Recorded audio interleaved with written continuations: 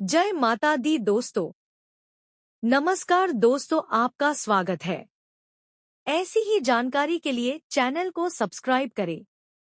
आज हम नवदुर्गा में सिद्धिदात्री के बारे में जानेंगे। सिद्ध गंधर्वयक्षाद्यैर सुरैर्मरैर्पि सेव्यमाना सदा भूयात् सिद्धिदा सिद्धिदायिनी। माँ दुर्गा जी की नवी शक्ति का नाम सिद्धिदात्री है। ये सभी प्रकार की सिद्धियों को देने वाली है। मार्कंडेय पुराण के अनुसार अनिमा, महिमा, गरिमा, लघिमा, प्राप्ति, प्राकाम्य, ईशित्व और वशित्व ये 8 सिद्धियां होती है।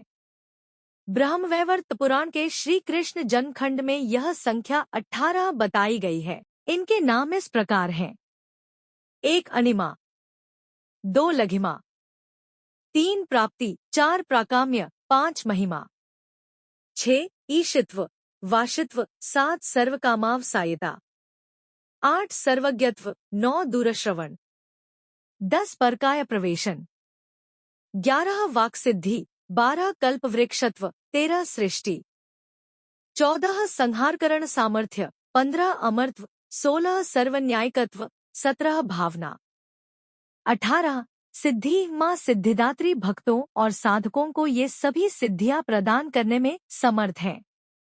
देवी पुराण के अनुसार भगवान शिव ने इनकी कृपा से ही इन सिद्धियों को प्राप्त किया था। इनकी अनुकंपा से ही भगवान शिव का आधा शरीर देवी का हुआ था। इसी कारण वह लोक में अर्धनारीश्वर नाम से प्रसिद्ध हुए। माँ सिद्धिदात्री 4 भुजाओं वाली है। इनका वाहन सिंह है। ये कमल पुष्प पर भी आसीन होती हैं। इनकी दाहिनी तरफ के नीचे वाले हाथ में चक्र, ऊपर वाले हाथ में गदा तथा बाईं तरफ के नीचे वाले हाथ में शंख और ऊपर वाले हाथ में कमल पुष्प है। नवरात्र पूजन के 9वें दिन इनकी उपासना की जाती है। इस दिन शास्त्रीय विधि विधान और पूर्ण निष्ठा के साथ साधना करने वाले साधक को सभी सिद्धियों की प्राप्ति हो जाती है। सृष्टि में कुछ भी उसके लिए अगम्य नहीं रह जाता। ब्रह्मांड पर पूर्ण विजय प्राप्त करने की सामर्थ्य उसमें आ जाती है। प्रत्येक मनुष्य का यह कर्तव्य है कि वह माँ सिद्धिदात्री की कृपा प्राप्त करने का निरंतर प्रयत्न करे, उनकी आराधना की ओर अग्रसर हो। इनकी कृपा से अनंत दुखरूप संसार से निर्लिप्त रहकर सारे सुखों का भोग करता हुआ वह मोक्ष को प्राप्त कर सकता है। 9 दुर्गाओं में माँ सिद्धिदात्री अंतिम है।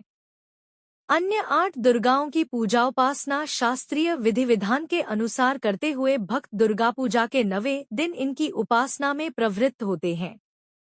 इन सिद्धिदात्री माँ की उपासना पूर्ण कर लेने के बाद भक्तों और साधकों की लौकिक पालौकिक सभी प्रकार की कामनाओं की पूर्ति हो जाती है।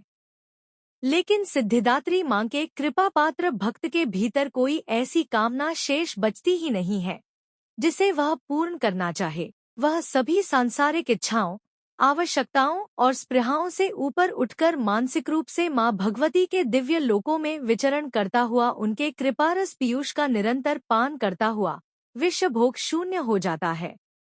माँ भगवती का परम सान्निध्य ही उसका सर्वस्व हो जाता है। इस परम पद को पाने के बाद उसे अन्य किसी भी वस्तु की आवश्यकता नहीं रह जाती। माँ के चरणों का यह सान्निध्य प्राप्त करने के लिए हमें निरंतर नियमनिष्ठ रहकर उनकी उपासना करनी चाहिए। माँ भगवती का स्मरण, ध्यान, पूजन हमें इस संसार की असारता का बोध कराते हुए वास्तविक परम शांतिदायक अमृत पद की ओर ले जाने वाला है।